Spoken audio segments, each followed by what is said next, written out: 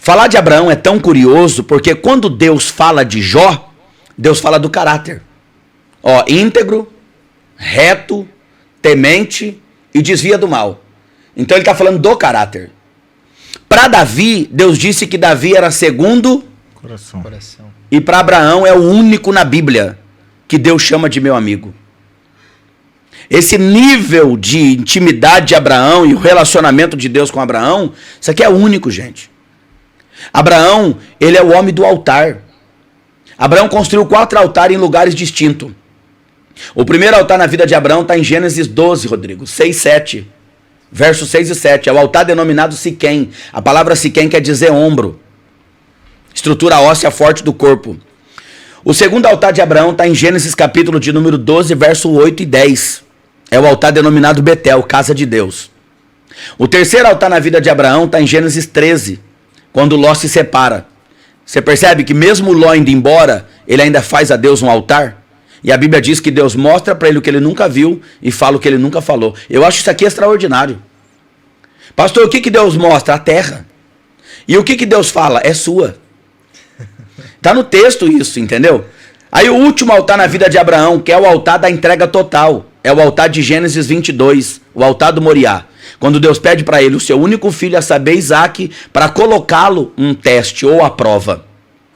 Falar de Abraão é tão curioso porque Abraão é o pai na fé das 3 maiores religiões do mundo. Dos muçulmanos através de Ismael, gerado com Agar, a escrava. Os israelitas através de Isaque, filho da velhice.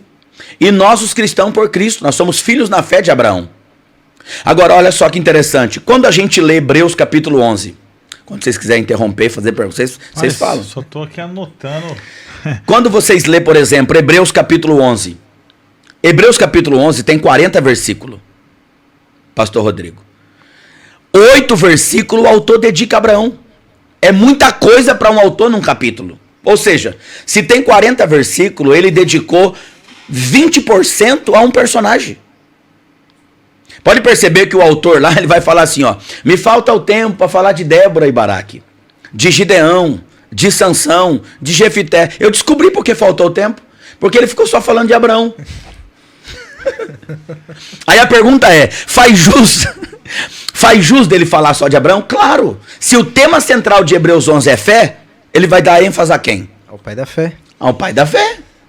Então falar de Abraão é falar dessas curiosidades, entendeu? Abraão é o único na Bíblia que teve o privilégio de guardar a alma dos santos. Você não vai ver a Bíblia dizendo assim, ó, seio de Paulo. Não. Seio de Pedro. Mas você vai ver na Bíblia falar seio de Abraão. Lucas capítulo 16, a parábola do rico e do Lázaro. Que é um texto que eu prego muito, principalmente em fúnebre. Então falar de Abraão é falar dessas curiosidades entre tantas outras. Gênesis capítulo 12, ele está habitando numa terra chamada Harã. Essa terra tem o mesmo nome do irmão dele que é falecido, que é o pai de Ló. E se a gente prestar atenção no texto, vocês vão perceber que Gênesis capítulo 12, Abraão está estável. Abraão já casou com a sua minha irmã Sara, Abraão já tem servos e servas à sua disposição, o pai já tinha morrido e é ele que herda tudo que ele tem. Então aqui Abraão está estabilizado. E a pergunta é, quem é que não quer estar estável? Se você está estável, você dorme em paz, você tem dinheiro para pagar a conta. Todo mundo trabalha a vida toda por uma estabilidade financeira, porque te traz paz. Estabilidade te traz segurança. Aí no capítulo 12, na sua estabilidade, vem Deus e diz, sai do meio da casa do seu pai, do meio da sua parentela, e vai para uma terra que eu te mostro. Ou seja, isso é futuro. Deus não dá dizendo para ele assim, ó, sai do lugar que você está estável e eu vou te dar um GPS. Nós não vemos Abraão dizendo assim para Deus, eu trabalho com gado, a terra lá é boa, tem pasto, tem fonte de água, porque a preocupação seria uma, única, e os animais? Mas Deus não dá a terra, Deus só diz, eu te mostro. Por quê? Porque Deus quer da parte dele, que é o receptor da mensagem, apenas 2 coisas. Eu quero que você continue dependendo de mim, e eu quero que você continue confiando que aquele que te chamou provê, que aquele que te chamou livra, que aquele que te chamou te guarda. E nós vamos ver Abraão saindo, sim ou não? Sim. Gênesis 12 acontece um monte de coisa.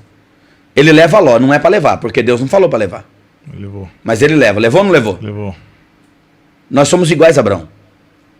Tem hora que a gente quer incluir quem Deus está dizendo não traga. Tem hora que a gente quer sentar na mesa com quem não é para sentar.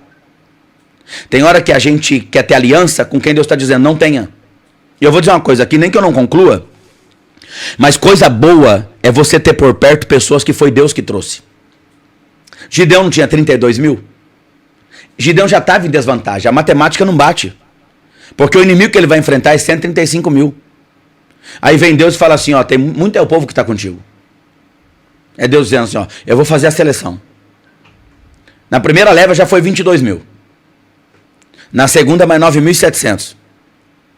Então dos 32 só fica 300. Mas são 300 leais. São 300 fiéis.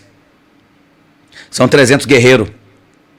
São 300 valentes. Então, quem ficou com Gideão foi os que Deus permitiu que ficasse. Então a nossa oração em 2025 é: Senhor, traga os leais. Traga os fiéis. Não traga ninguém por interesse. Não traga bajuladores. Mas traga os leais. Nem que seja um. Pelo menos um. Melhor um do que... Pelo menos um 30.000. fiel. Companheiro fiel. Sim. Então quem está fazendo aqui, o que Abraão está fazendo aqui, é fazendo o que às vezes a gente faz. Trazendo quem não é para trazer. Né? E quando eu trago quem não é para trazer, eu tenho que ser responsável.